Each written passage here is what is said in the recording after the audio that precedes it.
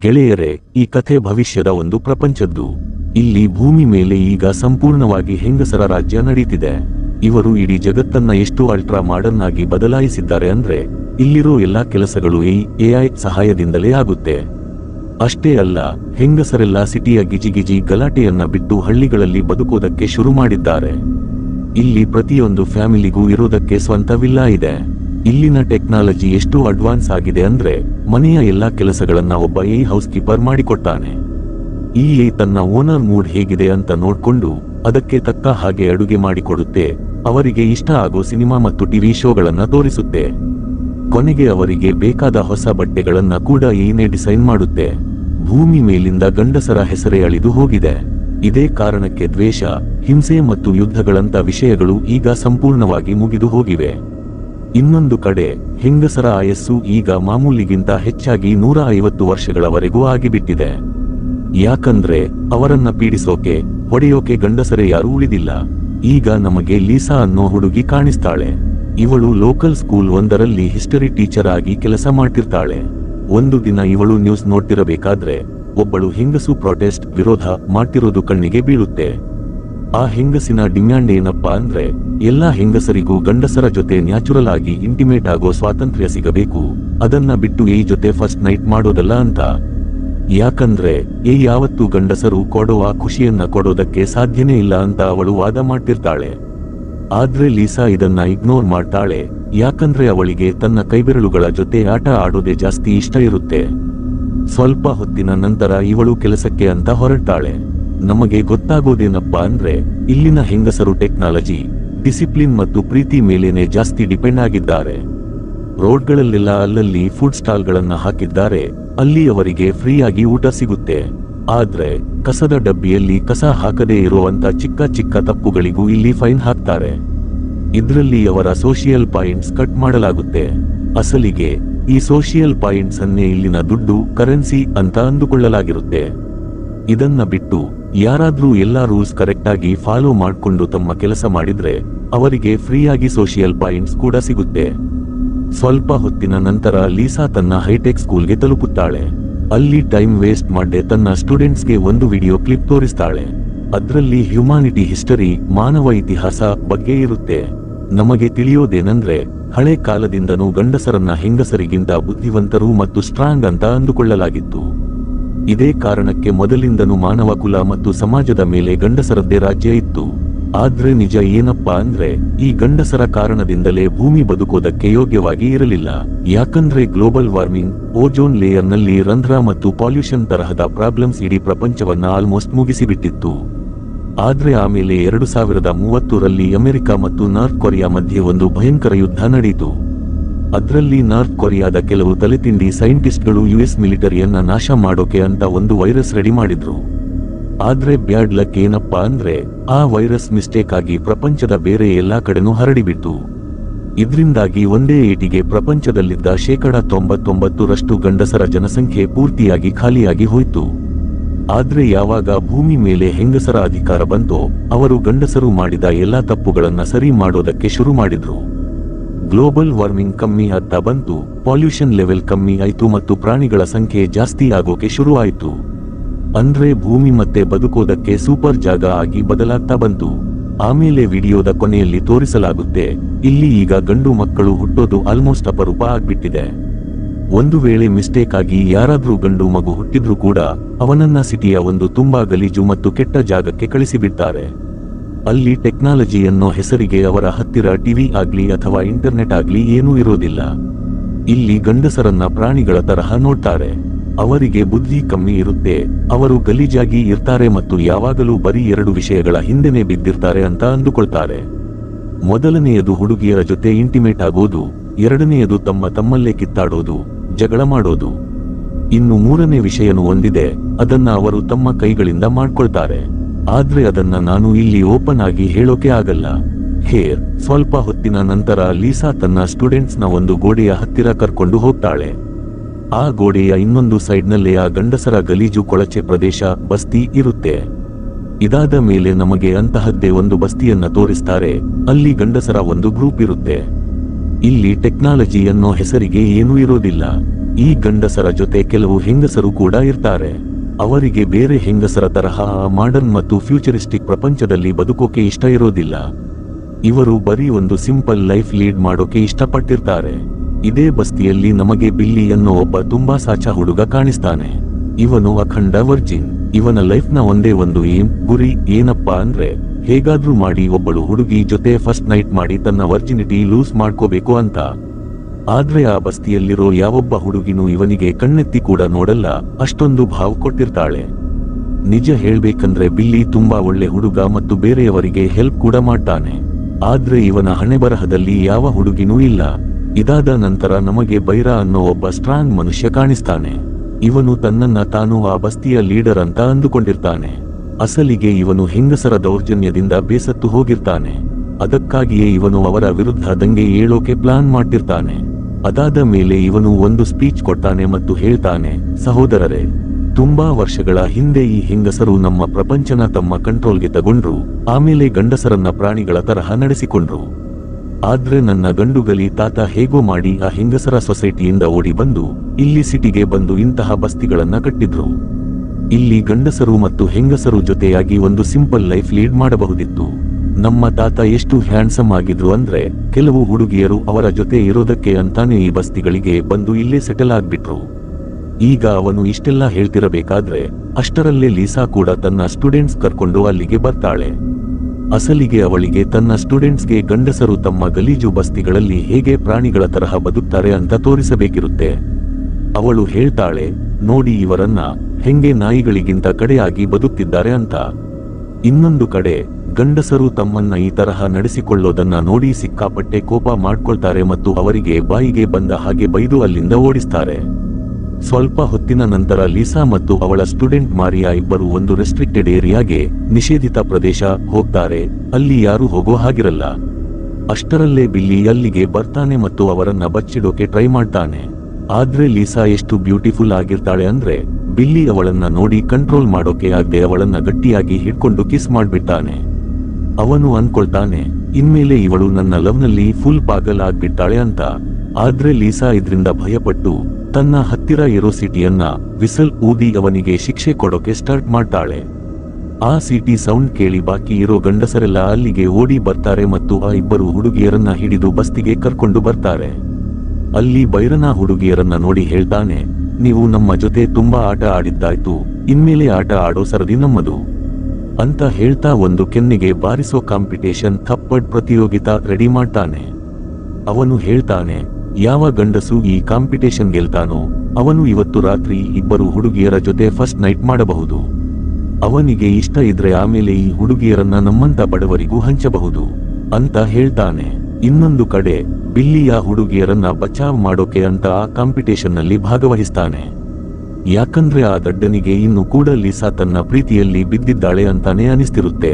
ಆದ್ರೆ ಅಷ್ಟರಲ್ಲೇ ಇವನಿಗೆ ಅಪೋಸಿಟ್ ಆಗಿ ಒಬ್ಬ ಒಂಟಿ ದಮ್ಮುವಿರೋ ಹಟ್ಟ ಮನುಷ್ಯ ಚುಟ್ಟೂ ಲಾಲ್ ಬಂದು ನಿಲ್ತಾನೆ.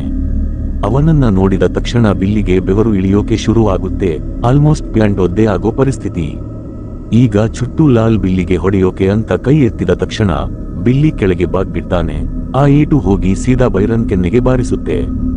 ಇದೇ ಚಾನ್ಸ್ ಅಂತ ನೋಡ್ಕೊಂಡು ಆ ಹುಡುಗಿಯರು ತಮ್ಮ ಶಟಲ್ ವಾಹನ ಕಡೆ ಓಡಿ ಹೋಗ್ತಾರೆ. ಆದ್ರೆ ಬಿಲ್ಲಿ ಮಾತ್ರ ಫುಲ್ ಹೆದರಿಕೊಂಡು ತನ್ನ ತಾತನ ಮನೆ ಕಡೆ ಓಡ್ತಾನೆ. ಸ್ವಲ್ಪ ಹೊತ್ತಿನ ನಂತರ ನಮಗೆ ಒಂದು ಶಟಲ್ ಕಾಣಿಸುತ್ತೆ. ಅದು ತನ್ನ ಬ್ಯಾಟರಿ ಚಾರ್ಜ್ ಮಾಡ್ಕೊಳ್ಳೋಕೆ ಅಂತ ಒಂದು ಚಾರ್ಜಿಂಗ್ ಸ್ಟೇಷನ್ ಹತ್ತಿರ ಬಂದು ನಿಲ್ಲುತ್ತೆ. ಇನ್ನೊಂದು ಕಡೆ ಒಂದು ಬ್ಯಾಟರಿ ಬ್ಯಾರೆಲ್ ಒಳಗಡೆಯಿಂದ ಬಿಲ್ಲಿ ಹೊರಗಡೆ ಬರ್ತಾನೆ. ಇದನ್ನ ನೋಡಿ ಆ ಶಟಲ್ ಓನರ್ ಫುಲ್ ಶಾಕ್ ಆಗ್ಬಿಡ್ತಾನೆ. ಅಸಲಿಗೆ ಈ ಶಟಲ್ ಓನರ್ ಜೂಲಿಯಸ್ ಅನ್ನೋ ಒಬ್ಬ ಗಂಡಸು. ಆದ್ರೆ ಜೊತೆಗೆ ಇವನೊಬ್ಬ ಸೀಡ್ ಕೀಪರ್ ಕೂಡ ಆಗಿರ್ತಾನೆ. ಇವನ ಕೆಲಸ ಏನಪ್ಪಾ ಅಂದ್ರೆ ಗಂಡಸರ ಬಿಳಿ ನೀರನ್ನ ವೀರ್ಯ ಸ್ಟೋರ್ ಮಾಡೋದು ಮತ್ತು ಅದನ್ನ ಹೆಂಗಸರಿಗೆ ಸಪ್ಲೈ ಮಾಡೋದು. ಇನ್ನು ನೇರವಾದ ಭಾಷೆಯಲ್ಲಿ ಹೇಳ್ಬೇಕಂದ್ರೆ ಇವನು ಬಿಳಿ ನೀರಿನ ದಲ್ಲಾಳಿ. ಇವನು ಗಂಡಸಾಗಿದ್ರೂ ಕೂಡ ಹೆಂಗಸರೆಲ್ಲ ಇವನಿಗೆ ಸಿಕ್ಕಾಪಟ್ಟೆ ರೆಸ್ಪೆಕ್ಟ್ ಕೊಡ್ತಾರೆ. ಯಾಕಂದ್ರೆ ಇವನಿಂದನೇ ಆ ಹೆಂಗಸರು ಪ್ರೆಗ್ನೆಂಟ್ ಆಗೋಕೆ ಸಾಧ್ಯ ಆಗ್ತಿರುತ್ತೆ. ಈಗ ಜೂಲಿಯಸ್ಗೆ ಯಾರು ಫ್ರೆಂಡ್ಸ್ ಇಲ್ಲದೆ ಇರೋದ್ರಿಂದ ಇವನಿಗೆ ಬಿಲ್ಲಿ ಒಂಥರ ಇಂಟರೆಸ್ಟಿಂಗ್ ಆಗಿ ಕಾಣಿಸ್ತಾನೆ. ಅದಕ್ಕೆ ಅವನು ಬಿಲ್ಲಿಗೆ ತನ್ನ ಜೊತೆಯಲ್ಲೇ ಇರೋದಕ್ಕೆ ಹೇಳ್ತಾನೆ. ಆಮೇಲೆ ಇಬ್ಬರು ಸ್ವಲ್ಪ ಹೊತ್ತು ಮಾತಾಡಿದ ನಂತರ ಬಿಲ್ಲಿ ಜೂಲಿಯಸ್ಗೆ ತನ್ನ ಸ್ಪೆಷಲ್ ಡ್ರಿಂಕ್ ಗುಲಾಬಿ ಮಿಯಾ ಖಲೀಫಾ ಕುಡಿಯೋಕೆ ಕೊಡ್ತಾನೆ. ಆದ್ರೆ ಜೂಲಿಯಸ್ ಆ ಡ್ರಿಂಕ್ನ ಸ್ವಲ್ಪ ಜಾಸ್ತಿನೇ ಕುಡಿದು ಬಿಡ್ತಾನೆ. ಆಮೇಲೆ ಫುಲ್ ಮತ್ತಾಗಿ ಒಟ್ಟಿರೋ ಶಟಲ್ನಿಂದ ಕೆಳಗೆ ಬಿದ್ದು ಬಿಡ್ತಾನೆ. ಬಿಲ್ಲಿಗೆ ಅನ್ಸುತ್ತೆ ಈ ದಡ್ಡ ಖಂಡಿತ ಬದುಕಿರಲ್ಲ ಅಂತ. ಅದಕ್ಕೆ ಅವನು ಬೈರನ್ ಮತ್ತು ಅವನ ಕಡೆಯವರಿಂದ ಬಚಾವಾಗೋಕೆ ಅಂತ ಒಂದು ಪ್ಲಾನ್ ಮಾಡ್ತಾನೆ. ಅವನು ಜೂಲಿಯಸ್ ಬಟ್ಟೆಗಳನ್ನ ಹಾಕೊಂಡು ತನ್ನನ್ನ ತಾನೇ ಒಬ್ಬ ಹೊಸ ಸೀಟ್ ಕೀಪರ್ ಅಂದ್ರೆ ಬಿಳಿ ನೀರಿನ ದಲ್ಲಾಳಿ ಅಂತ ಚೇಂಜ್ ಮಾಡ್ಕೊಳ್ತಾನೆ. ಸ್ವಲ್ಪ ಹೊತ್ತಿನ ನಂತರ ಆ ಶಟಲ್ ಒಂದು ಕಾಲೋನಿಗೆ ತಲುಪುತ್ತೆ. ಅದರ ಹೆಸರು ಟೂ ಹಿಲ್ಸ್ ಅಂತ. ಅಲ್ಲಿ ಒಳಗಡೆ ಹೋಗೋದಕ್ಕೆ ಒಂದು ಇನ್ವಿಸಿಬಲ್ ಕಣ್ಣಿಗೆ ಕಾಣಿಸದ ಗೇಟ್ ಓಪನ್ ಆಗುತ್ತೆ. ಇದಾದ ಮೇಲೆ ಒಬ್ಬಳು ಸೂಪರ್ ಹುಡುಗಿ ಬಿಲ್ಲಿಗೆ ಇಡೀ ಸಿಟಿ ಟೂರ್ ಮಾಡಿಸೋಕೆ ಅಂತ ಕರ್ಕೊಂಡು ಹೋಗ್ತಾಳೆ. ಆ ದಾರಿಯಲ್ಲಿ ಹೆಂಗಸರೆಲ್ಲ ಇವನನ್ನ ನೋಡಿ ಚಪ್ಪಾಳೆ ತಟ್ಟಿ ವೆಲ್ಕಮ್ ಮಾಡ್ತಾರೆ. ಯಾರೋ ದೊಡ್ಡ ಹೀರೋ ಬಂದಿರೋ ರೇಂಜ್ಗೆ. ಲೀಸಾ ಕೂಡ ಅಲ್ಲೇ ಇರ್ತಾಳೆ. ಆದ್ರೆ ಅವಳು ಬಿಲ್ಲಿ ಕಡೆ ಅಷ್ಟಾಗಿ ಗಮನ ಕೊಡಲ್ಲ. ಆಮೇಲೆ ಸಂಜೆ ಬಿಲ್ಲಿ ಲೈವ್ ಟಿವಿಯ ಮುಂದೆ ಒಂದು ಆಪಲ್ ತಿಂತ ಪ್ರಾಮಿಸ್ ಮಾಡ್ತಾನೆ, ನಾನು ಯಾವೊಬ್ಬ ಹೆಂಗಸಿನ ಮಡಿಲನ್ನು ಖಾಲಿ ಇಡಲ್ಲ, ನಿಮಗೆಲ್ಲ ಎಂತಹ ಸೂಪರ್ ಸಪ್ಲೈ ಕೊಡ್ತೀನಿ ಅಂದ್ರೆ ನಿಮ್ಮ ಮಕ್ಕಳೆಲ್ಲ ನನ್ನ ತರಹನೇ ಹೆಲ್ದಿ ಮತ್ತು ಸ್ಮಾರ್ಟ್ ಆಗಿ ಹುಡ್ತಾರೆ ಅಂತ. ಅದಾದ ಮೇಲೆ ಅವನಿಗೆ ರೆಸ್ಟ್ ಮಾಡೋಕೆ ಅಂತ ಒಂದು ಚೇಂಬರ್ಗೆ ಕರ್ಕೊಂಡು ಹೋಗ್ತಾರೆ. ಅಲ್ಲಿ ಮಸ್ತ್ ಹುಡುಗಿಯರೆಲ್ಲ ಬಾಕಿ ಇರೋ ಸೀಟ್ ಕೀಪರ್ಗಳಿಗೆ ಫುಲ್ ಬಾಡಿ ಮಸಾಜ್ ಮಾಡ್ತಿರ್ತಾರೆ. ಬಿಲ್ಲಿ ಆ ಹುಡುಗಿಯರನ್ನ ನೋಡಿ ಫುಲ್ ಎಕ್ಸೈಟ್ ಆಗ್ಬಿಡ್ತಾನೆ ಮತ್ತು ಹೇಳ್ತಾನೆ, ನಾನು ತಕ್ಷಣ ನನ್ನ ಮೇನ್ ಕೆಲಸ ಸ್ಟಾರ್ಟ್ ಮಾಡೋಕೆ ಇಷ್ಟಪಡ್ತೀನಿ ಅಂತ. ಅಸಲಿಗೆ ಆ ಮುಟ್ಟಾಳನಿಗೆ ಏನನಿಸ್ತಿರುತ್ತೆ ಅಂದ್ರೆ ಅವನು ಒಬ್ಬೊಬ್ಬಳೆ ಹೆಂಗಸರ ಜೊತೆ ಫಸ್ಟ್ ನೈಟ್ ಮಾಡ್ತಾ ಮಕ್ಕಳು ಹೆರ್ತಾನೆ ಅಂತ. ಅದಕ್ಕೆ ಅವನನ್ನ ಒಂದು ಪ್ರೊಡಕ್ಷನ್ ಚೇಂಬರ್ಗೆ, ಮಕ್ಕಳನ್ನ ಪಡೆಯೋ ರೂಮ್ ಕರ್ಕೊಂಡು ಹೋಗ್ತಾರೆ. ಆದ್ರೆ ಅಲ್ಲಿ ಒಬ್ಬಳು ಮುದುಕಿಯನ್ನ ನೋಡಿ ಬಿಲ್ಲಿ ಮೂಡ್ ಫುಲ್ ಆಫ್ ಆಗ್ಬಿಡುತ್ತೆ. ಅವನು ಅನ್ಕೊಳ್ತಾನೆ, ಅಯ್ಯೋ ದೇವರೇ, ಇವಳ ಜೊತೆ ನಾ ಶುರು ಮಾಡಬೇಕು, ಸರಿ ಬಿಡು ಏನೋ ಒಂದು ಅಂತ. ಆದ್ರೆ ಆಮೇಲೆ ಆ ಮುದುಕಿ ಅವನನ್ನ ಒಂದು ಚೇರ್ ಮೇಲೆ ಕುಳಿತುಕೊಳ್ಳೋಕೆ ಹೇಳ್ತಾಳೆ ಮತ್ತು ಒಂದು ಉದ್ದವಾದ ಪೈಪ್ ತಗೊಂಡು ಅವನ ಮೇನ್ ಪಾರ್ಟ್ಗೆ ಅಂಗಕ್ಕೆ ಫಿಕ್ಸ್ ಮಾಡೋಕೆ ಸ್ಟಾರ್ಟ್ ಮಾಡ್ತಾಳೆ. ಬಿಲ್ಲಿ ಕೇಳ್ತಾನೆ, ಏನ್ ಮಾಡ್ತಿದ್ದೀಯಾ ನೀನು, ಮೊದಲು ನಿನ್ನ ಬಟ್ಟೆ ಬಿಚ್ಚು ಅಂತ. ಆದ್ರೆ ಆ ಮುದುಕಿ ಹೇಳ್ತಾಳೆ, ಇಲ್ಲ ಮಗನೇ, ಈ ಕೆಲಸ ಇಲ್ಲಿ ಆ ತರಹ ಆಗಲ್ಲ ಅಂತ ಹೇಳ್ತಾ ಮಷೀನ್ ಆನ್ ಮಾಡ್ಬಿಡ್ತಾಳೆ. ಈಗ ಪಾಪ ಬಿಲ್ಲಿ ಹತ್ತಿರ ಬೇರೆ ದಾರಿನೇ ಇರಲ್ಲ. ಅದಕ್ಕೆ ಅವನು ಲೀಸಾ ಬಗ್ಗೆನೇ ಯೋಚನೆ ಮಾಡೋಕೆ ಸ್ಟಾರ್ಟ್ ಮಾಡ್ತಾನೆ ಮತ್ತು ತನ್ನ ಬಿಳಿ ನೀರನ್ನ ವೀರ್ಯ ಹೊರಗೆ ಹಾಕಿ ಆ ಮುದುಕಿಗೆ ಕೊಡ್ತಾನೆ. ಇನ್ನೊಂದು ಕಡೆ ಲೀಸಾ ಕೂಡ ಬಿಲ್ಲಿ ಬಗ್ಗೆನೇ ಯೋಚನೆ ಮಾಡ್ತಿರ್ತಾಳೆ. ಅವಳಿಗೆ ಬಿಲ್ಲಿನ ತನ್ನ ತಲೆಯಿಂದ ಆಚೆ ಹಾಕೋಕೆ ಆಗ್ತಿರಲ್ಲ, ಯಾವಾಗಲೂ ಬರೀ ಅವನದ್ದೇ ನೆನಪು. ಮಾರನೇ ದಿನ ಬಿಲ್ಲಿನ ರಿಲ್ಯಾಕ್ಸ್ ಚೇಂಬರ್ಗೆ ಕರ್ಕೊಂಡು ಹೋಗ್ತಾರೆ. ಅಲ್ಲಿ ಮಸ್ತ್ ಹುಡುಗಿಯರೆಲ್ಲ ಸೀಟ್ ಕೀಪರ್ಸ್ಗೆ ಸೇವೆ ಮಾಡ್ತಿರ್ತಾರೆ. ಅಲ್ಲಿ ಅವರಿಗೆ ತಿನ್ನೋಕೆ ಸೂಪರ್ ಊಟ ಕೊಡ್ತಾರೆ ಮತ್ತು ಅವರನ್ನ ಫುಲ್ ಖುಷಿಯಾಗಿ ಇಡ್ತಾರೆ. ಯಾಕಂದ್ರೆ ಅವರು ಖುಷಿಯಾಗಿದ್ರೇನೆ ಅವರ ಬಿಳಿ ನೀರು ಗಟ್ಟಿಯಾಗಿ ಮತ್ತು ಜಾಸ್ತಿ ಸಿಗುತ್ತೆ ಅಂತ. ಇದೇ ಮಧ್ಯೆ ಬಿಲ್ಲಿ ಒಂದು ಗೆಸ್ಟ್ ರೂಮ್ ಒಳಗಡೆ ಹೋಗ್ತಾನೆ. ಆದ್ರೆ ಸಡನ್ ಆಗಿ ಅಲ್ಲಿರೋ ಅಲಾರಾಮ್ ಹೊಡ್ಕೊಳ್ಳೋಕೆ ಸ್ಟಾರ್ಟ್ ಆಗುತ್ತೆ. ಯಾಕಂದ್ರೆ ಅವನು ಪದೇ ಲೀಸಾ ಬಗ್ಗೆನೇ ಯೋಚನೆ ಮಾಡ್ತಿರ್ತಾನೆ. ಆದ್ರೆ ಆ ಚೇಂಬರ್ ಒಳಗಡೆ ಇದ್ದುಕೊಂಡು ಯಾವೊಬ್ಬ ಹೆಂಗಸಿನ ಬಗ್ಗೆನೂ ಯೋಚನೆ ಮಾಡೋ ಹಾಗಿರಲ್ಲ, ಅದು ಗಂಡಸರಿಗೆ ನಿಷೇಧ ಇರುತ್ತೆ. ಮತ್ತೊಂದು ಕಡೆ ಲೀಸಾ, ಅವಳ ಅಮ್ಮ ಮತ್ತು ಅಜ್ಜಿ ಎಲ್ಲರೂ ಒಂದು ಲೋಕಲ್ ಕೋರ್ಟ್ ನಲ್ಲಿ ಇರ್ತಾರೆ. ಯಾಕಂದ್ರೆ ಲೀಸಾಳ ಸ್ಟೂಡೆಂಟ್ ಮಾರಿಯಾ ಆಫೀಸರ್ಸ್ಗೆ ಕಂಪ್ಲೇಂಟ್ ಮಾಡಿರ್ತಾಳೆ, ಲೀಸಾ ನಮ್ಮನ ಗಂಡಸರ ಬಸ್ತಿಗೆ ಕರ್ಕೊಂಡು ಹೋಗಿದ್ಲು, ಅಲ್ಲಿ ಎಲ್ಲಾ ಗಂಡಸರು ನಮ್ಮ ಮೇಲೆ ನಾಯಿಗಳ ತರಹ ಬಿದ್ರು ಅಂತ. ಅದಕ್ಕೆ ಲೀಸಾ ಮೇಲೆ ಕೇಸ್ ನಡೆಸ್ತಿರ್ತಾರೆ. ಇಲ್ಲಿ ಲೀಸಾಗೆ ಫುಲ್ ಭಯ ಆಗ್ಬಿಟ್ಟಿರುತ್ತೆ. ಅವಳು ತನ್ನ ಬೆಸ್ಟ್ ಫ್ರೆಂಡ್ ಟೋನಿಯಾಗೆ ಹೇಳ್ತಾಳೆ, ಒಬ್ಬ ಹುಡುಗ ನಂಗೆ ಕಿಸ್ ಕೂಡ ಮಾಡಿದ್ನೆಲಸ್ಟಿಕ್ ಅಂತ. ಇದನ್ನ ಕೇಳಿ ಟೋನಿಯಾ ಶಾಕ್ ಆಗ್ತಾಳೆ ಮತ್ತು ಹೇಳ್ತಾಳೆ, ಈ ವಿಷಯನ ಯಾರ ಹತ್ತಿರನೂ ಹೇಳ್ಬೇಡ, ಇಲ್ಲಾಂದ್ರೆ ನಿನ್ನನ್ನ ಇಲ್ಲಿಂದಲೇ ಗಡಿಪಾರು ಮಾಡ್ಬಿಡ್ತಾರೆ ಅಂತ. ಅಷ್ಟರಲ್ಲೇ ಮಾರಿಯಾಳ ಅಮ್ಮ, ಅವಳೊಬ್ಬಳು ಲೀಗಲ್ ಅಡ್ವೈಸರ್, ಎಲ್ಲಾ ತಪ್ಪು ಲೀಸಾಳದ್ದೇ ಅಂತ ಬೊಬ್ಬೆ ಹೊಡಿತಾಳೆ. ಅದಕ್ಕೆ ಲೀಸಾ ಹೇಳ್ತಾಳೆ, ಮಾರಿಯಾಗೆ ಸ್ವತಃ ಗಂಡಸರ ಬಸ್ತಿಗೆ ಹೋಗೋಕೆ ಇಷ್ಟ ಇತ್ತು ಅಂತ. ಇದನ್ನ ಪ್ರೂವ್ ಮಾಡೋಕೆ ಅವಳು ಎಲ್ಲರಿಗೂ ಒಂದು ವಿಡಿಯೋ ಕ್ಲಿಪ್ ಕೂಡ ತೋರಿಸ್ತಾಳೆ. ಇದ್ರಿಂದ ಲೀಸಾ ತಪ್ಪು ಮಾಡಿಲ್ಲ ಅಂತ ಪ್ರೂವ್ ಆಗುತ್ತೆ. ಆದ್ರೆ ಇದೇ ಗ್ಯಾಪ್ನಲ್ಲಿ ಟೋನಿಯಾ ಎಲ್ಲರ ಎದುರಿಗೆ ಬಾಯಿ ಬಿಡ್ತಾಳೆ, ಲೀಸಾಗೆ ಆ ಬಸ್ತಿನಲ್ಲಿ ಒಬ್ಬ ಹುಡುಗ ಕಿಸ್ ಮಾಡಿದ್ದ ಅಂತ. ಈ ವಿಷಯ ಕೇಳಿ ಕೋರ್ಟ್ನಲ್ಲಿದ್ದ ಹೆಂಗಸರೆಲ್ಲ ಅಪ್ಪಚ್ಚಿ ಆಗ್ಬಿಡ್ತಾರೆ, ಶಾಕ್ ಆಗ್ತಾರೆ. ಆಮೇಲೆ ಜಡ್ಜ್ ಲೀಸಾಗೆ ಶಿಕ್ಷೆ ಕೊಡ್ತಾ ಹೇಳ್ತಾರೆ, ಇವಳಿಗೆ 30 ಗಂಟೆಗಳ ಕಾಲ ಸೋಷಿಯಲ್ ಸರ್ವಿಸ್ ಮಾಡೋ ಶಿಕ್ಷೆ ವಿಧಿಸಲಾಗುತ್ತಿದೆ ಅಂತ. ಇನ್ನು ಆ ಸತ್ಯ ಹೇಳಿದ್ದಕ್ಕೆ, ಅಂದ್ರೆ ಚಾಡಿ ಹೇಳಿದ್ದಕ್ಕೆ ಟೋನಿಯಾಗೆ ಗಿಫ್ಟ್ ಆಗಿ 20 ಸೋಷಿಯಲ್ ಪಾಯಿಂಟ್ ಸಿಗುತ್ತೆ. ಇನ್ನೊಂದು ಕಡೆ ನೋಡಿದ್ರೆ ಆ ಜೂಲಿಯಸ್ ಇನ್ನೂ ಬದುಕಿದ್ದಾನೆ. ಅವನು ಹೇಗೋ ತಪ್ಪಿಸಿಕೊಂಡು ಸಾಕ್ತಾ ಬರ್ತಾ ಆ ಗಂಡಸರ ಬಸ್ತಿಗೆ ಬಂದು ತಲುಪ್ತಾನೆ. ಕರೆಕ್ಟ್ ಆಗಿ ಅದೇ ಟೈಮ್ಗೆ ಅಲ್ಲಿಗೆ ಬಿಲ್ಲಿನ ತಾತ ಬರ್ತಾರೆ. ಅಲ್ಲಿಗೆ ಬಿಲ್ಲಿನ ತಾತ ಬಂದು ಅವನಿಗೆ ಹೆಲ್ಪ್ ಮಾಡ್ತಾ ಹೇಳ್ತಾರೆ, ನೀನು ನಿನ್ನ ನಿಜವಾದ ಐಡೆಂಟಿಟಿನ, ಗುರುತನ್ನ ಬಚ್ಚಿಡಬೇಕು ಅಂತ. ಯಾಕಂದ್ರೆ ಜೂಲಿಯಸ್ ಯಾರು ಅನ್ನೋದು ಅವರಿಗೂ ಗೊತ್ತಾಗ್ಬಿಟ್ಟಿರುತ್ತೆ. ಈಗ ಜೂಲಿಯಸ್ ಕೂಡ ಅವರ ಮಾತು ಕೇಳಿ ಒಪ್ಕೊಳ್ತಾನೆ ಮತ್ತು ಬೈರನ್ನ ಮೀಟ್ ಮಾಡೋಕೆ ಹೋಗ್ತಾನೆ. ಆದ್ರೆ ಬೈರನ್ ಅವನನ್ನ ಹುಡುಗಿ ಅಂತ ಕರೆದು ಸಿಕ್ಕಾಪಟ್ಟೆ ಕಾಲೆಳಿತಾನೆ, ಮಜಾ ಮಾಡ್ತಾನೆ ಮತ್ತು ಅವನ ಒಂದು ಬೆರಳನ್ನ ಕೂಡ ಮುರಿದು ಹಾಕ್ತಾನೆ. ಇದಾದ ಮೇಲೆ ಜೂಲಿಯಸ್ ತನ್ನ ಹೇರ್ ಕಟ್ ಮಾಡಿಸೋಕೆ ಹೋಗ್ತಾನೆ, ಯಾಕಂದ್ರೆ ಅವನು ಕೂಡ ಆ ಬಸ್ತಿಯ ಲೋಕಲ್ ಜನರ ತರಹ ಕಾಣಿಸಬೇಕು ಮತ್ತು ಯಾರು ಅವನನ್ನ ಈಜಿಯಾಗಿ ಗುರುತಿಸಬಾರದು ಅಂತ. ಕರೆಕ್ಟ್ ಆಗಿ ಅದೇ ಟೈಮ್ಗೆ ಅಲ್ಲಿಗೆ ಒಬ್ಬಳು ಹೆಂಗಸು ಬರ್ತಾಳೆ. ಅವಳು ಜೂಲಿಯಸ್ ನೋಡಿ ಫುಲ್ ಅಟ್ರಾಕ್ಟ್ ಆಗಿ ಅವನ ಮುರಿದಿರೋ ಬೆರಳಿಗೆ ಟ್ರೀಟ್ಮೆಂಟ್ ಮಾಡೋಕೆ ಸ್ಟಾರ್ಟ್ ಮಾಡ್ತಾಳೆ. ಆದ್ರೆ ಬೈರನ್ ಇದನ್ನೆಲ್ಲ ನೋಡ್ಬಿಡ್ತಾನೆ ಮತ್ತು ಅವನಿಗೆ ಜೂಲಿಯಸ್ ಮೇಲೆ ಸಿಕ್ಕಾಪಟ್ಟೆ ಉರಿ, ಹೊಟ್ಟೆ ಕಿಚ್ಚು ಶುರು ಆಗುತ್ತೆ. ಅದಕ್ಕೆ ಅವನು ಆ ಹಟ್ಟ ಕಟ್ಟ ಮನುಷ್ಯ ಚುಟ್ಟು ಲಾಲ್ಗೆ ಹೇಳ್ತಾನೆ, ಈ ದಡ್ಡನನ್ನ ಬಾರಿಸು, ಹೊಡಿ ಅಂತ. ಅದಾದ ಮೇಲೆ ಚುಟ್ಟು ಲಾಲ್ ಜೂಲಿಯಸ್ ಹತ್ತಿರ ಬಂದು ತನ್ನ ಜೊತೆ ಒಂದು ಕೆನ್ನೆಗೆ ಬಾರಿಸೋ ಕಾಂಪಿಟೇಷನ್ ಮಾಡೋಕೆ ಸವಾಲ್ ಹಾಕ್ತಾನೆ. ಜೂಲಿಯಸ್ ಇದಕ್ಕೂ ರೆಡಿ ಅಂತ ಒಪ್ಕೊಳ್ತಾನೆ. ಇನ್ನೊಂದು ಕಡೆ ಬಸ್ತಿಯ ಜನರೆಲ್ಲ ಅಲ್ಲಿ ತಮಾಷೆ ನೋಡೋಕೆ ಅಂತ ಗಿಜಿ ಅಂತ ನೆರೆದು ಬಿಡ್ತಾರೆ. ಈಗ ಫಸ್ಟ್ ಚುಟ್ಟು ಲಾಲ್ ತನ್ನ ಫುಲ್ ತಾಕತ್ ಹಾಕಿ ಜೂಲಿಯಸ್ ಕೆನ್ನೆಗೆ ಒಂದು ಜೋರಾಗಿ ಬಾರಿಸ್ತಾನೆ. ಆದ್ರೆ ಜೂಲಿಯಸ್ಗೆ ಇದ್ರಿಂದ ಏನೂ ಅನಿಸೋದೇ ಇಲ್ಲ, ಪಲ್ಸ್ ಕೂಡ ಚೇಂಜ್ ಆಗಲ್ಲ. ಆದ್ರೆ ಯಾವಾಗ ಜೂಲಿಯಸ್ ತಿರುಗಿ ಚುಟ್ಟು ಲಾಲ್ಗೆ ಒಂದೇ ಒಂದು ಏಟು ಕೊಟ್ಟಾನೋ, ಚುಟ್ಟು ಲಾಲ್ ಆ ಏಟಿಗೆ ಅಲ್ಲೇ ತಲೆ ಸುತ್ತಿ ಧಬಾರನೆ ಬಿದ್ದು ಬಿಡ್ತಾನೆ. ಮತ್ತೊಂದು ಕಡೆ ಆ ಮುದುಕಿ ಎಲ್ಲಾ ಸೀಟ್ ಕೀಪರ್ಸ್ನ ಹೊರಗಡೆ ಕರ್ಕೊಂಡು ಬರ್ತಾಳೆ. ನಾವಿಲ್ಲಿ ಬಿಲ್ಲಿನ ನೋಡ್ತೀವಿ, ಇವನು ಇವರ ಕೆಟ್ಟ ರೂಲ್ಸ್ ಕೇಳಿ ಫುಲ್ ತಲೆ ಕೆಟ್ಟು ಹೋಗಿರುತ್ತೆ.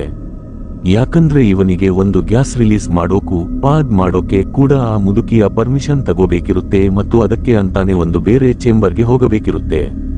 ಇದಾದ ಮೇಲೆ ಆ ಮುದುಕಿಯವರನ್ನೆಲ್ಲ ಜೆಸ್ಸಿಕಾ ಅನ್ನೋ ಒಬ್ಬಳು ಹೆಂಗಸಿನ ಸ್ಟ್ಯಾಚು ವಿಗ್ರಹ ಹತ್ತಿರ ಕರ್ಕೊಂಡು ಹೋಗ್ತಾಳೆ.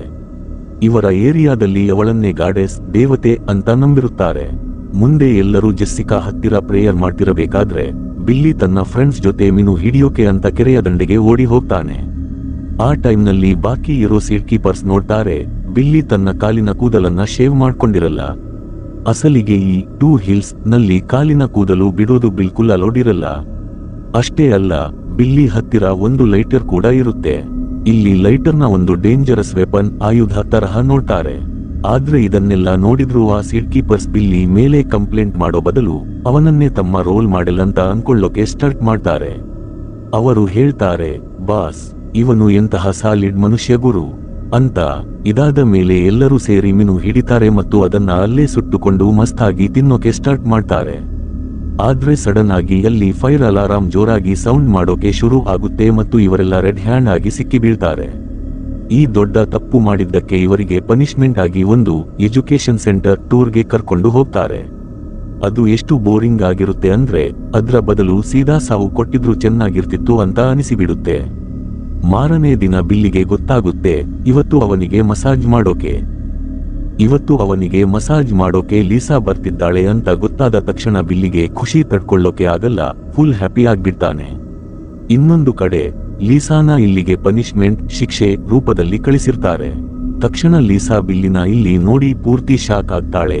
ಆದ್ರೆ ಅವನಿಗೆ ಏನು ಅನ್ನಲ್ಲ, ಸುಮ್ಮನೆ ಪ್ರೆಫಿಕ್ಸ್ ರತಾಳೆ. ಇದಾದ ಮೇಲೆ 4 ಜನ ಸೀಟ್ ಕೀಪರ್ಸ್ನು ಎಜುಕೇಶನ್ ಸೆಂಟರ್ಗೆ ಕರ್ಕೊಂಡು ಹೋಗ್ತಾರೆ.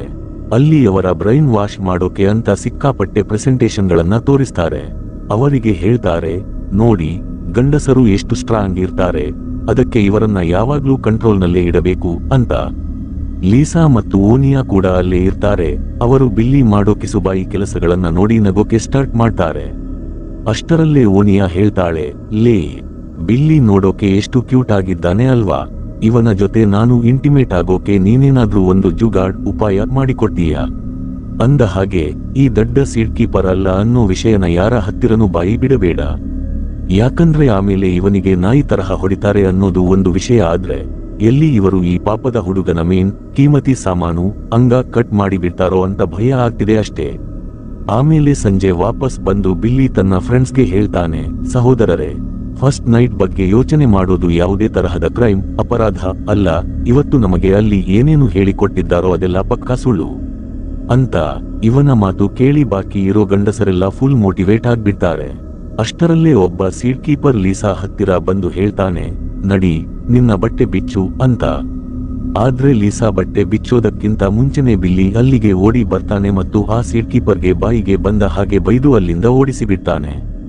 ಆದ್ರೆ ಲೀಸಾ ಬಿಲ್ಲಿಗೆ ಥ್ಯಾಂಕ್ಸ್ ಹೇಳೋ ಬದಲು ಉಲ್ಟಾ ಬೆದರಿಕೆ ಹಾಕ್ತಾ ಹೇಳ್ತಾಳೆ, ನೀನು ಏನಾದ್ರೂ ಮುಂದಿನ 30 ನಿಮಿಷದ ಒಳಗಡೆ ಇಲ್ಲಿಂದ ಜಾಗ ಖಾಲಿ ಮಾಡ್ಲಿಲ್ಲ ಅಂದ್ರೆ ನೀನು ಯಾವುದೇ ಸೀಟ್ ಕೀಪರ್ ಅಲ್ಲ, ಆ ಗಲೀಜು ಬಸ್ತಿನಲ್ಲಿ ಇರೋ ಒಬ್ಬ ಗಲೀಜು ಮನುಷ್ಯ ಅಂತ ಎಲ್ಲರಿಗೂ ಹೇಳ್ಬಿಡ್ತೀನಿ ಮಗನೇ ಅಂತ ವಾರ್ನಿಂಗ್ ಕೊಡ್ತಾಳೆ. ಮತ್ತೊಂದು ಕಡೆ ಬಸ್ತಿನಲ್ಲಿ ಜೂಲಿಯಸ್ಗೆ ಸಿಕ್ಕಾಪಟ್ಟೆ ಫ್ಯಾನ್ಸ್ ರೆಡಿ ಆಗ್ಬಿಡ್ತಾರೆ.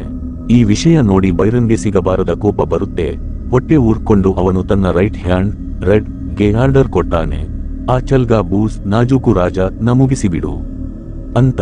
ಇನ್ನೊಂದು ಕಡೆ ಜೂಲಿಯಸ್ ಮತ್ತು ಅವನ ಕಡೆಯವರು ಒಂದು ಡಿಪಾರ್ಟ್ಮೆಂಟ್ ಸ್ಟೋರ್ಗೆ ಹೋಗಿ ಸ್ವಲ್ಪ ಸಾಮಾನುಗಳನ್ನ ಕಲೆಕ್ಟ್ ಮಾಡ್ತಿರ್ತಾರೆ. ಅಲ್ಲಿ ಜೂಲಿಯಸ್ಗೆ ತಿನ್ನೋಕೆ ಸಿಕ್ಕಾಪಟ್ಟೆ ಫುಡ್ ಸಿಗುತ್ತೆ. ಅದನ್ನ ನೋಡಿ ಅವನ ಕಡೆಯವರಿಗೆ ಖುಷಿ ತಡ್ಕೊಳ್ಳೋಕೆ ಆಗಲ್ಲ, ಯಾಕಂದ್ರೆ ಈ ಐಟಮ್ಸ್ ಎಲ್ಲ ತಿನ್ನೋ ಪದಾರ್ಥಗಳು ಅಂತ ಅವರಿಗೆ ಗೊತ್ತೇ ಇರಲ್ಲ. ಅವರು ತುಂಬಾ ವರ್ಷಗಳ ನಂತರ ಇಷ್ಟೊಂದು ಒಳ್ಳೆ ಊಟನ ನೋಡ್ತಿರ್ತಾರೆ ಮತ್ತು ತಿಂತಾರೆ. ಮುಂದೆ ಅವರೆಲ್ಲ ಅಲ್ಲಿನ ಲೋಕಲ್ ರೌಡಿಗಳ ಜೊತೆ ಫೈಟ್ ಮಾಡ್ತಾರೆ ಮತ್ತು ಅವರನ್ನ ನಾಯಿ ತರಹ ಬಾರಿಸ್ತಾರೆ. ಇದ್ರಿಂದ ಜೂಲಿಯಸ್ ಮತ್ತೊಮ್ಮೆ ಎಲ್ಲರ ಕಣ್ಣಲ್ಲಿ ಹೀರೋ ಆಗ್ಬಿಡ್ತಾನೆ. ಆದ್ರೆ ಇದೆಲ್ಲದರ ಮಧ್ಯೆ ನಮಗೆ ಗೊತ್ತಾಗೋದೇನಪ್ಪಾ ಅಂದ್ರೆ, ಲೀಗಲ್ ಅಡ್ವೈಸರ್ ವಿವಿಯನ್ ಮತ್ತು ಬೈರನ್ ಇಬ್ಬರ ಮಧ್ಯೆ ಸೀಕ್ರೆಟ್ ಅಫೇರ್ ಪ್ರೇಮ ಪ್ರಕರಣ ನಡೀತಿರುತ್ತೆ. ಮಾರನೇ ದಿನ ವಿವಿಯನ್ ಆ ಸೀಟ್ ಕೀಪರ್ಸ್ ಫೋಟೋಗಳನ್ನ ನೋಡ್ತಿರಬೇಕಾದ್ರೆ ಅವಳಿಗೆ ಒಂದು ಶಾಕಿಂಗ್ ವಿಷಯ ಗೊತ್ತಾಗುತ್ತೆ. ಅದ್ರಲ್ಲಿರೋ ಜೂಲಿಯನ್ ಅನ್ನೋ ಹೆಸರಿನ ಮನುಷ್ಯ ಆ ಸೀಟ್ ಕೀಪರ್ ಮಿಸ್ಸಿಂಗ್ ಆಗಿದ್ದಾನೆ ಅಂತ.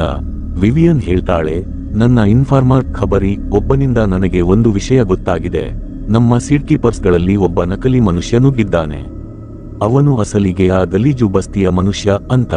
ಅದಕ್ಕಾಗಿಯೇ ವಿವಿಯನ್ ತನ್ನ ಅಸಿಸ್ಟೆಂಟ್ನ ಕರೆದು ಇಡೀ ಕಾಲೋನಿಯಲ್ಲಿ ಹೈ ಅಲರ್ಟ್ ಘೋಷಿಸೋಕೆ ಹೇಳ್ತಾಳೆ. ಯಾಕಂದ್ರೆ ಆ ದೇಶದ್ರೋಹಿ ಯಾವ ಹುಡುಗಿ ಹತ್ತಿರನಾದ್ರೂ ಹೋಗಿ ಅವಳನ್ನ ಪ್ರೆಗ್ನೆಂಟ್ ಮಾಡೋ ಚಾನ್ಸ್ ಇರುತ್ತೆ. ಇನ್ನೊಂದು ಕಡೆ ಬಿಲ್ಲಿಗೆ ಕೂಡ ಈ ವಿಷಯ ಗೊತ್ತಾಗ್ಬಿಡುತ್ತೆ. ಅವನು ಫುಲ್ ಹೆದರಿಕೊಂಡು ಈ ಸೊಸೈಟಿಯಿಂದ ಹೇಗಾದ್ರೂ ಮಾಡಿ ಆಚೆ ಓಡಿ ಹೋಗೋಕೆ ಟ್ರೈ ಮಾಡ್ತಾನೆ. ಆದ್ರೆ ಆ ಇನ್ವಿಸಿಬಲ್ ಕಣ್ಣಿಗೆ ಕಾಣಿಸದ ಗೋಡೆ ಅವನನ್ನ ತಡೆದು ನಿಲ್ಲಿಸುತ್ತೆ ಮತ್ತು ಅಷ್ಟರಲ್ಲೇ ಎಮರ್ಜೆನ್ಸಿ ಅಲಾರಾಂ ಕೂಡ ಜೋರಾಗಿ ಹೊಡ್ಕೊಳ್ಳೋಕೆ ಸ್ಟಾರ್ಟ್ ಆಗುತ್ತೆ. ಈಗ ಬಿಲ್ಲಿ ಹತ್ತಿರ ಬೇರೆ ಯಾವುದೇ ದಾರಿನೇ ಇರಲ್ಲ, ಅದಕ್ಕೆ ಅವನು ವಾಪಸ್ ಕಾಲೋನಿ ಒಳಗಡೆನೆ ಬರ್ತಾನೆ. ಆಮೇಲೆ ಅವನು ಸೀದಾ ಲೀಸಾ ಹತ್ತಿರ ಬಂದು ಹೆಲ್ಪ್ ಕೇಳ್ತಾನೆ. ಆದ್ರೆ ಲೀಸಾ ಅವನನ್ನ ಪೂರ್ತಿಯಾಗಿ ಇಗ್ನೋರ್ ಮಾಡ್ತಾಳೆ. ತಕ್ಷಣ ಬಿಲ್ಲಿ ಅವಳಿಗೆ ಹೇಳ್ತಾನೆ, ಲೇ ಕಮಿಣಿ, ನೆನಪು ಮಾಡ್ಕೋ, ನಾನು ನಿನಗೆ ಎಷ್ಟೊಂದು ಸಲ ಹೆಲ್ಪ್ ಮಾಡಿದ್ದೀನಿ ಅಂತ. ಇದನ್ನ ಕೇಳಿ ಲೀಸಾ ಒಪ್ಕೊಳ್ತಾಳೆ. ಆದ್ರೆ ಅಷ್ಟರಲ್ಲೇ ಹೆಂಗಸರ ಪಾಲಿಸ್ ಫೋರ್ಸ್ ಇಡೀ ಜಾಗನ ಸುತ್ತುವರೆದು ಬಿಡ್ತಾರೆ. ಇದರ ಮಧ್ಯೆ ಲೀಸಾ ಮತ್ತು ಬಿಲ್ಲಿ ಹೇಗೋ ಮಾಡಿ ಅಲ್ಲಿಂದ ಕಾಲು ಕೀಳ್ತಾರೆ, ಓಡಿ ಹೋಗ್ತಾರೆ. ಆದ್ರೆ ಕರೆಕ್ಟ್ ಆಗಿ ಅದೇ ಟೈಮ್ಗೆ ಟೋನಿಯಾ ಇವರಿಬ್ಬರನ್ನು ಜೊತೆಯಲ್ಲಿ ನೋಡ್ಬಿಡ್ತಾಳೆ. ಮತ್ತೊಂದು ಕಡೆ ಬೈರನ್ ಆ ಬಸ್ತಿಯ ಒಂದು ಬಾರ್ಗೆ ಲಿಕ್ಕರ್ ದಾರು ಕುಡಿಯೋಕೆ ಅಂತ ಹೋಗ್ತಾನೆ. ಆದ್ರೆ ಅಲ್ಲಿ ಜೂಲಿಯಸ್ ಇನ್ನು ಬದುಕಿರೋದನ್ನ ನೋಡಿ ಅವನಿಗೆ ಶಾಕ್ ಆಗ್ಬಿಡುತ್ತೆ. ಅವನು ರೆಡ್ಗೆ ಬೈತಾ ಹೇಳ್ತಾನೆ, ಲೋ ಮಗನೇ, ನೀನು ಜೂಲಿಯಸ್ನ ಇನ್ನು ಮುಗಿಸಲಿಲ್ವಾ ಅಂತ. ಅದಕ್ಕೆ ರೆಡ್ ಹೇಳ್ತಾನೆ, ಬಾಸ್, ಜೂಲಿಯಸ್ ತುಂಬಾ ಒಳ್ಳೆ ಮನುಷ್ಯ, ಅವನು ನಮ್ಮ ಪ್ರಾಣ ಕೂಡ ಉಳಿಸಿದ್ದಾನೆ ಅಂತ. ಇದೇ ಗ್ಯಾಪ್ನಲ್ಲಿ ಜೂಲಿಯಸ್ ಅಲ್ಲಿಗೆ ಬಂದು ಹೇಳ್ತಾನೆ, ಇಲ್ಲಿ ಯಾರು ಯಾರ ಗುಲಾಮರಲ್ಲ, ಪ್ರತಿಯೊಬ್ಬರಿಗೂ ತಮ್ಮ ಇಷ್ಟದಂತೆ ಬದುಕೋ ರೈಟ್ಸ್ ಅಧಿಕಾರ ಇದೆ ಅಂತ. ಇದನ್ನ ಕೇಳಿ ಬಾರ್ನಲ್ಲಿ ಕೂತಿದ್ದ ಜನರೆಲ್ಲ ಜೂಲಿಯಸ್ಗೆ ಫುಲ್ ಸಪೋರ್ಟ್ ಮಾಡೋಕೆ ಸ್ಟಾರ್ಟ್ ಮಾಡ್ತಾರೆ. ಇನ್ನೊಂದು ಕಡೆ ಬೈರನ್ ಕೂಡ ಅವನ ಮಾತಿಗೆ ಒಪ್ಕೊಂಡ ಹಾಗೆ ನಟಿಸ್ತಾ ಅವನನ್ನ ತನ್ನ ಮನೆಗೆ ಬರೋಕೆ ಹೇಳ್ತಾನೆ. ಆಮೇಲೆ ಮನೆಗೆ ಬಂದ ತಕ್ಷಣ ಬೈರನ್ ಜೂಲಿಯಸ್ಗೆ ಕೇಳ್ತಾನೆ, ಲೋ ಮಗನೇ, ನಿನಗೆ ನಿಜವಾಗ್ಲೂ ಏನು ಬೇಕು ಹೇಳು ಅಂತ. ಜೂಲಿಯಸ್ ಹೇಳ್ತಾನೆ, ನನಗೆ ಎಲ್ಲರೂ ಫ್ರೀಡಮ್, ಸ್ವತಂತ್ರ ಆಗಿ ಬದುಕಬೇಕು ಅಷ್ಟೇ ಬೇಕು ಅಂತ. ಅದಕ್ಕೆ ಬೈರನ್ ಹೇಳ್ತಾನೆ, ಅದೆಲ್ಲ ಆಗಲ್ಲ ಮಗನೇ, ನಾನು ಇವರೆಲ್ಲರನ್ನೂ ನನ್ನ ಕಾಲ ಕೆಳಗೆ ಇಟ್ಟುಕೊಳ್ಳೋಕೆ ಇಷ್ಟಪಡ್ತೀನಿ, ಯಾಕಂದ್ರೆ ನಾನೇ ಇವರ ಲೀಡರ್ ಅಂತ. ಅದಕ್ಕೆ ಜೂಲಿಯಸ್ ಹೇಳ್ತಾನೆ, ಸರಿ, ಹಾಗಾದ್ರೆ ನಮ್ಮಿಬ್ಬರ ಮಧ್ಯೆ ಒಂದು ಎಲೆಕ್ಷನ್ ಚುನಾವಣೆ ಇಡೋಣ, ಯಾರು ಗೆಲ್ತಾರೋ ಅವರೇ ಈ ಬಸ್ತಿಯ ಲೀಡರ್ ಆಗ್ತಾರೆ ಅಂತ. ಇದಕ್ಕೂ ಬೈರನ್ ಒಪ್ಕೊಳ್ತಾನೆ. ಆಮೇಲೆ ಜೂಲಿಯಸ್ ಅಲ್ಲಿಂದ ಹೋದ ತಕ್ಷಣ ಬೈರನ್ ರೆಡ್ನ ಕರೆದು ಹೇಳ್ತಾನೆ, ನೀನು ಕೂಡ ಈ ಎಲೆಕ್ಷನ್ ನಲ್ಲಿ ಸ್ಪರ್ಧಿಸು, ಇದ್ರಿಂದ ವೋಟ್ಸ್ ಡಿವೈಡ್ ಆಗುತ್ತೆ ಮತ್ತು ಜೂಲಿಯಸ್ ಗೆಲ್ಲೋ ಚಾನ್ಸಸ್ ಕಮ್ಮಿ ಆಗುತ್ತೆ ಅಂತ. ಆಮೇಲೆ ರಾತ್ರಿ ವೋಟಿಂಗ್ ಸ್ಟಾರ್ಟ್ ಆಗುತ್ತೆ ಮತ್ತು ಬಸ್ತಿಯ ಜನರೆಲ್ಲ ಬಂದು ವೋಟ್ ಹಾಕ್ತಾರೆ. ಸ್ವಲ್ಪ ಹೊತ್ತಿನ ನಂತರ ರಿಸಲ್ಟ್ ಅನೌನ್ಸ್ ಮಾಡಿದಾಗ ಬೈರನ್ಗೆ ಸಿಗೋದು ಬರೀ ಒಂದೇ ಒಂದು ವೋಟ್, ಜೂಲಿಯಸ್ಗೆ 16 ವೋಟ್ಸ್ ಸಿಗುತ್ತೆ. ಆದ್ರೆ ಇಲ್ಲಿ ಶಾಕಿಂಗ್ ವಿಷಯ ಏನಪ್ಪಾ ಅಂದ್ರೆ, ಆ ರೆಡ್ಗೆ ಪೂರ್ತಿ 18 ವೋಟ್ ಸಿಕ್ಕಿಬಿಡುತ್ತೆ. ಇದ್ರಿಂದ ಅವನು ಈ ಎಲೆಕ್ಷನ್ ಗೆದ್ದು ಬಿಡ್ತಾನೆ. ಇನ್ನೊಂದು ಕಡೆ ಜೂಲಿಯಸ್ ಇದನ್ನೆಲ್ಲ ನೋಡಿ ಅರ್ಥ ಮಾಡ್ಕೊಳ್ತಾನೆ, ಜನ ಇನ್ನೂ ಕೂಡ ತನ್ನನ್ನ ಪೂರ್ತಿಯಾಗಿ ನಂಬುತ್ತಿಲ್ಲ ಅಂತ. ಮುಂದೆ ಯಾವಾಗ ಬಿಲ್ಲಿ, ಲೀಸಾ ಮತ್ತು ಓನಿಯಾ ಮೂವರು ಜೊತೆಯಲ್ಲಿ ಇರ್ತಾರೋ ಕರೆಕ್ಟ್ ಆಗಿ ಅದೇ ಟೈಮ್ಗೆ ವಿವಿಯನ್ ಅಸಿಸ್ಟೆಂಟ್ ಅಲ್ಲಿಗೆ ತಲಾಶೆ ಮಾಡೋಕೆ ಹುಡುಕೋಕೆ ಬಂದು ಬಿಡ್ತಾಳೆ. ಅವಳನ್ನ ನೋಡಿ ಓನಿಯಾ ತಕ್ಷಣ ಲೀಸಾ ಬಿಲ್ಲಿ ಮತ್ತು ತನ್ನ ಸಾಕು ಬೆಕ್ಕನ್ನ ತಗೊಂಡು ಕಬೋರ್ಡ್ ಅಲ್ಮಾರಿ ಒಳಗಡೆ ಬಚ್ಚಿಡ್ತಾಳೆ. ಯಾಕಂದ್ರೆ ಈ ಏರಿಯಾದಲ್ಲಿ ಪೆಟ್ಸ್ ಸಾಕು ಪ್ರಾಣಿ ಸಾಕೋದು ಕೂಡ ಇಲ್ಲೀಗಲ್, ಕಾನೂನು ಬಾಹಿರ ಆಗಿರುತ್ತೆ. ಆಮೇಲೆ ಆ ಅಸಿಸ್ಟೆಂಟ್ ಒಳಗಡೆ ಬಂದು ಬಿಲ್ಲಿ ಮತ್ತು ಲೀಸಾನ ಹುಡುಕೋಕೆ ಸ್ಟಾರ್ಟ್ ಮಾಡ್ತಾಳೆ. ಯಾಕಂದ್ರೆ ಅವರಿಬ್ಬರು ಕಾನೂನು ಮುರಿದು ಇಲ್ಲಿಂದ ಓಡಿ ಹೋಗೋಕೆ ಟ್ರೈ ಮಾಡ್ತಿರ್ತಾರೆ. ಅವಳು ಓನಿಯಾಗೆ ವಾರ್ನಿಂಗ್ ಕೊಡ್ತಾ ಹೇಳ್ತಾಳೆ, ಮರ್ಯಾದೆಯಿಂದ ಅವರಿಬ್ಬರನ್ನು ನಮ್ಮ ಕೈಗೆ ಒಪ್ಪಿಸಿ ಬಿಡು, ಇಲ್ಲಾಂದ್ರೆ ನಿನ್ನನ್ನು ಕೂಡ ಎತ್ತಿ ಜೈಲಿಗೆ ಹಾಕ್ತೀವಿ ಅಂತ. ಆದ್ರೆ ಓನಿಯಾ ಹೇಳ್ತಾಳೆ, ನನಗೇನು ಗೊತ್ತಿಲ್ಲಪ್ಪ ಅಂತ. ಆಮೇಲೆ ಆ ಅಸಿಸ್ಟೆಂಟ್ ಇನ್ನು ಅಲ್ಲಿಂದ ಹೊರಡಬೇಕು ಅನ್ನುವಷ್ಟರಲ್ಲಿ ಆ ಕಬೋರ್ಡ್ ಒಳಗಿದ್ದ ಬೆಕ್ಕು ಜೋರಾಗಿ ಮಿಯಾವಂತ ಕಿರುಚೋಕೆ ಸ್ಟಾರ್ಟ್ ಮಾಡುತ್ತೆ. ಆ ಸೌಂಡ್ ಆ ಅಸಿಸ್ಟೆಂಟ್ ಕಣ್ಣಿಗೂ ಬಿದ್ದು ಬಿಡುತ್ತೆ, ಕೇಳಿಸಿ ಬಿಡುತ್ತೆ. ಆದ್ರೆ ಅವಳು ವಿವಿಯನ್ಗೆ ಇನ್ಫಾರ್ಮ್ ಮಾಡೋದಕ್ಕಿಂತ ಮುಂಚೆನೆ ಓನಿಯಾ ಅವಳ ತಲೆಗೆ ಜೋರಾಗಿ ಹೊಡೆದು ಅಲ್ಲೇ ಪ್ರಜ್ಞೆ ತಪ್ಪಿಸಿಬಿಡ್ತಾಳೆ. ಇದಾದ ಮೇಲೆ ಅವಳು ತನ್ನ ಮೋಟಾರ್ ಸೈಕಲ್ ಬೈಕ್ ತಂದು ಬಿಲ್ಲಿಗೆ ಕೊಡ್ತಾ ಹೇಳ್ತಾಳೆ, ನೀನು ಏನಾದ್ರೂ ಇದ್ರಲ್ಲಿ ಗಂಟೆಗೆ 80 ಕಿಲೋಮೀಟರ್ ಸ್ಪೀಡ್ನಲ್ಲಿ ಹೋದ್ರೆ ಆ ಇನ್ವಿಸಿಬಲ್ ಗೋಡೆಯನ್ನ ಸೀಳಿಕೊಂಡು ಆಚೆ ಹೋಗಬಹುದು ಅಂತ. ಇದರ ಜೊತೆಗೆ ಅವಳು ಲೀಸಾಗೂ ಕೂಡ ಬಿಲ್ಲಿ ಜೊತೆನೆ ಹೋಗೋಕೆ ಹೇಳ್ತಾಳೆ. ಯಾಕಂದ್ರೆ ಇಲ್ಲಿನ ಕಾನೂನಿನ ಪ್ರಕಾರ ಈಗ ಅವಳು ಕೂಡ ಒಬ್ಬಳು ಕ್ರಿಮಿನಲ್ ಅಪರಾಧಿ ಆಗಿಬಿಟ್ಟಿರುತ್ತಾಳೆ. ಮುಂದೆ ಬಿಲ್ಲಿ ಮತ್ತು ಲೀಸಾ ಇಬ್ಬರು ಬೈಕ್ ಮೇಲೆ ಫುಲ್ ಸ್ಪೀಡ್ನಲ್ಲಿ ಹೋಗೋಕೆ ಸ್ಟಾರ್ಟ್ ಮಾಡ್ತಾರೆ. ಬಿಲ್ಲಿ ಆ ಬೈಕ್ನ ಪೂರ್ತಿ 120 ಸ್ಪೀಡ್ನಲ್ಲಿ ಓಡಿಸ್ತಾನೆ ಮತ್ತು ಅವರಿಬ್ಬರು ಆ ಇನ್ವಿಸಿಬಲ್ ಗೋಡೆಯನ್ನ ಸೀಳಿಕೊಂಡು ಅಲ್ಲಿಂದ ಆಚೆ ಹೊರಟು ಹೋಗ್ತಾರೆ. ಆದ್ರೆ ಆ ಫೋರ್ಸ್ಗೆ ಬೈಕ್ ಪೂರ್ತಿಯಾಗಿ ಚೂರು ಚೂರಾಗಿ ಬಿಡುತ್ತೆ, ಜೊತೆಗೆ ಅವರಿಬ್ಬರ ಬಟ್ಟೆ ಕೂಡ ಹರಿದು ಹೋಗುತ್ತೆ. ಆದ್ರೆ ತಕ್ಷಣ ಅವರು ತಮ್ಮ ಬ್ಯಾಗ್ನಲ್ಲಿದ್ದ ಹೊಸ ಬಟ್ಟೆಗಳನ್ನ ತೆಗೆದು ಹಾಕಿಕೊಳ್ತಾರೆ ಮತ್ತು ಅಲ್ಲಿ ಬೆಂಕಿ ಹಾಕಿ ಅದರ ಪಕ್ಕದಲ್ಲೇ ಮಲಗಿಕೊಳ್ತಾರೆ. ಮಾರನೇ ದಿನ ಬೆಳಗ್ಗೆ ಬಿಲ್ಲಿ ಒಂದು ಅಳಿಲನ್ನ ಹಿಡಿದು ಅದನ್ನ ಸುಟ್ಟು ಬ್ರೇಕ್ಫಾಸ್ಟ್ ತಿಂಡಿ ರೆಡಿ ಮಾಡ್ತಾನೆ ಮತ್ತು ಲೀಸಾಗೆ ತಿನ್ನೋಕೆ ಹೇಳ್ತಾನೆ. ಆದ್ರೆ ಲೀಸಾ ಇಡೀ ಲೈಫ್ನಲ್ಲಿ ಬರೀ ಹಸಿರು ತರಕಾರಿಗಳನ್ನಷ್ಟೇ ತಿಂದಿರ್ತಾಳೆ. ಅವಳು ಆ ಸತ್ತಿರೋ ಪ್ರಾಣಿನ ನೋಡಿ ಜೋರಾಗಿ ಕಿರುಚೋಕೆ ಸ್ಟಾರ್ಟ್ ಮಾಡ್ತಾಳೆ. ಅಷ್ಟರಲ್ಲೇ ಕಾಡಿನಲ್ಲಿದ್ದ ಕೆಲವು ಗಂಡಸರು ಇವಳ ಕಿರುಚಾಟದ ಸೌಂಡ್ ಕೇಳಿ ಬಿಡ್ತಾರೆ ಮತ್ತು ಇವರಿಬ್ಬರನ್ನು ಹಿಡಿಯೋಕೆ ಅಂತ ಅವರ ಹಿಂದೆ ಓಡಿ ಬರ್ತಾರೆ. ಇವರಿಬ್ಬರು ಕೂಡ ಅವರನ್ನ ನೋಡ್ಬಿಡ್ತಾರೆ ಮತ್ತು ಅಲ್ಲಿಂದ ಪ್ರಾಣ ಉಳಿಸಿಕೊಳ್ಳೋಕೆ ಅಂತ ಓಡೋಕೆ ಸ್ಟಾರ್ಟ್ ಮಾಡ್ತಾರೆ. ಈಗ ಗೆಳೆಯರೇ, ಆ ಗಂಡಸರು ಇವರಿಬ್ಬರನ್ನು ಹಿಡಿದು ವಾಪಸ್ ಆ ಬಸ್ತಿಗೆ ಕರ್ಕೊಂಡು ಹೋಗ್ತಾರಾ ಅಥವಾ ಇವರಿಬ್ಬರು ಹೇಗೋ ಮಾಡಿ ಅಲ್ಲಿಂದ ಎಸ್ಕೇಪ್ ಆಗಿ ಬೇರೆ ಎಲ್ಲಾದರೂ ಹೋಗ್ತಾರಾ? ಇದೆಲ್ಲವನ್ನು ನಾವು ನೋಡ್ತೀವಿ ಈ ಸೀರೀಸ್ನ ಮುಂದಿನ ಎಪಿಸೋಡ್ನಲ್ಲಿ. ಧನ್ಯವಾದಗಳು.